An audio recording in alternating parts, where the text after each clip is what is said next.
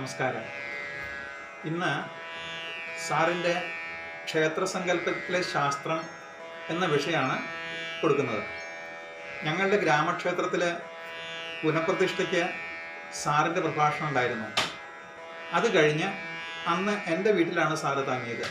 പലതും പറയുന്ന കൂട്ടത്തിൽ വളരെ റെയറായിട്ട് മാത്രം നടത്താറുള്ള ഇത്തരം ചടങ്ങുകളുടെ വീഡിയോ നമ്മുടെ ഹെറിറ്റേജ് മ്യൂസിയത്തിന് വേണ്ടിയിട്ട് തയ്യാറാക്കാൻ ശ്രമിക്കാമോ എന്ന് സാറ് എന്നോട് ചോദിച്ചു.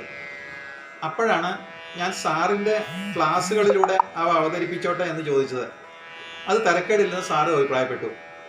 ഇക്കാര്യം ഞാൻ തന്ത്രി പുലിയന്നൂർ ശശി തിരുമേനിയോടും ചോദിച്ചപ്പോൾ അദ്ദേഹം സന്തോഷത്തോടെ അത് സമ്മതിച്ചു.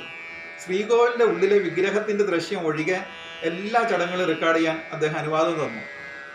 അങ്ങനെയാണ് സാറിൻ്റെ ദേവാലയ സങ്കല്പവും ക്ഷേത്ര സങ്കല്പത്തിലെ ശാസ്ത്രവും എഡിറ്റ് ചെയ്ത് ഒന്നിച്ചു ചേർത്ത് അതിൽ പുനഃപ്രതിഷ്ഠാ ചടങ്ങുകളുടെ വിഷ്വലൈസേഷൻ കൂടി സന്ദർഭം അനുസരിച്ച് ചേർത്ത് ഈ വീഡിയോ ഉണ്ടാക്കിയത്. കൊടിയേറ്റം മുതൽ ആറാട്ട് വരെയുള്ള സകല ചടങ്ങുകളും ഉൾക്കൊള്ളിച്ചുകൊണ്ട് ഇതിന് ഒരു രണ്ടാം ഭാഗവും ഉണ്ടാക്കിയതാണ്. എന്നാൽ അതിൽ ചേർത്ത മന്ത്രങ്ങൾക്ക് കോപ്പിറൈറ്റ് ഉള്ളതുകൊണ്ട് അത് യൂട്യൂബിൽ കൊടുക്കാൻ സാധിച്ചില്ല. താല്പര്യമുള്ളവർ കമൻറ്റ് ബോക്സിലൂടെ അറിയിച്ചാൽ അത് എഡിറ്റ് ചെയ്ത് പിന്നീട് കൊടുക്കുന്നതാണ്. അതിനുശേഷം മഴുവഞ്ചേരിയിലെ കർക്കടക അമാവാസി പിതൃതർപ്പണവും വിദ്യാരംഭവും കൂടി എടുത്തു. കുറേ അധികം സമയവും ശ്രദ്ധയും വേണ്ടിയിരുന്നത് കൊണ്ട് പിന്നീട് അത് കൂടുതൽ ചെയ്യാൻ ശ്രമിച്ചില്ല. ഇതേപ്പറ്റി നിങ്ങളുടെ അഭിപ്രായം എന്ത് തന്നെ ആയാലും അത് ഇവിടെ കമൻറ്റ് ബോക്സിൽ അറിയിച്ചാൽ ഇനിയുള്ള ക്ലാസ്സുകൾക്ക് അത് ഉപകാരപ്പെടും. ഇനി നമുക്ക് സാറിൻ്റെ ക്ലാസ് തുടർന്ന് കേൾക്കാം. നമസ്കാരം.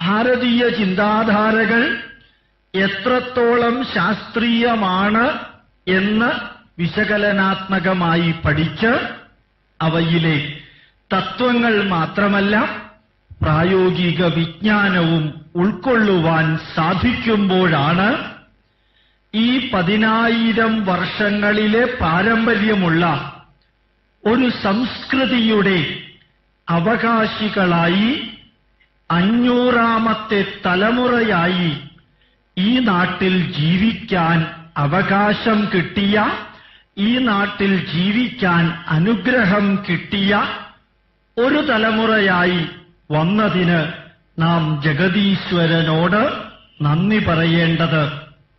ഏതു വിഷയമെടുത്താലും അതിൻ്റെ ശാസ്ത്രീയ സത്യം മനസ്സിലാക്കാൻ ഇന്ന് ഒരു ബുദ്ധിമുട്ടുമില്ല. കാരണം ആധുനിക ശാസ്ത്രത്തിൻ്റെ അസന്നിഗ്ധമായ സപ്പോർട്ട് അതിനുണ്ട് എന്നുള്ളത് വ്യക്തമാണ്. Indian institute of scientific heritage ഈ ചിന്താധാരകളിലെ വസ്തുതകൾ ജനസമക്ഷം വയ്ക്കുകയാണ്. ആയിരക്കണക്കിന് ഹിന്ദുക്കള്, അതുപോലെ ആയിരക്കണക്കിന് ക്രൈസ്തവരും ആയിരക്കണക്കിന് മുസ്ലിങ്ങളും അത് പഠിച്ച് കൂടുതൽ കൂടുതൽ അറിയുവാനുള്ള അത്യാകാംക്ഷയോടെ ബന്ധപ്പെടുന്നത് കാണുമ്പോൾ ഒരു വിധത്തിൽ അത്ഭുതം, മറ്റൊരു വിധത്തിൽ ദുഃഖമാണ് തോന്നുന്നത്.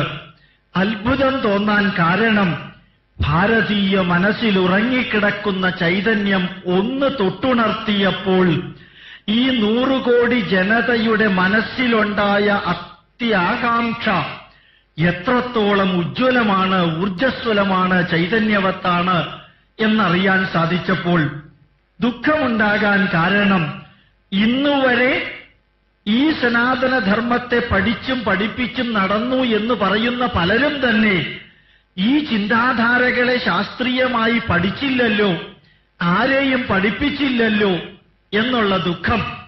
അതുകൊണ്ട് ഈ സമ്മിശ്രമായ വികാരത്തിനിടയ്ക്ക് എപ്പോഴെല്ലാമാണോ അവസരം കിട്ടുന്നത് ആ അവസരങ്ങളിലെല്ലാം ഇവിടത്തെ ഓരോ ജനത്തിന്റെയും, ഹിന്ദുവിന്റെയും ഹിന്ദു ആയിരുന്നവന്റെയും ഏത് രാഷ്ട്രീയ പാർട്ടിക്കാരനാണെങ്കിലും അവന്റെ എല്ലാം തന്നെ പൈതൃക സ്വത്തായ നമ്മുടെ സനാതന ധർമ്മ സത്യങ്ങളും തത്വങ്ങളും പഠിപ്പിച്ച് പഠിച്ച് ജനസമക്ഷം എത്തിക്കുക എന്ന യജ്ഞത്തിൽ ഓരോ പ്രവർത്തകനും ഒരു വിധത്തിലുള്ള റിസർവേഷനുമില്ലാതെ കർമ്മോന്മുഖരായിട്ടുണ്ട്, കർമ്മനിരതരായിട്ടുണ്ട്. കാരണം അവരിലും ഉറങ്ങിക്കിടന്ന ചൈതന്യം ഉണർത്തുവാൻ ഈ ദേശീയധാരയ്ക്ക് സാധിച്ചു എന്നുള്ളത് തന്നെയാണ്. ഇന്ന് പല വിഷയങ്ങളും ഭാരതീയ ചിന്താധാരയിലെ ശാസ്ത്രം വിവരിക്കാൻ, ഇവിടെ അവതരിപ്പിക്കാൻ സാധിക്കുമെങ്കിലും ക്ഷേത്രം എന്ന സങ്കല്പത്തിന്റെ അഗാധ തലത്തിലേക്ക് ഒന്നിറങ്ങിച്ചെന്ന് പരിശോധിച്ചു നോക്കാം.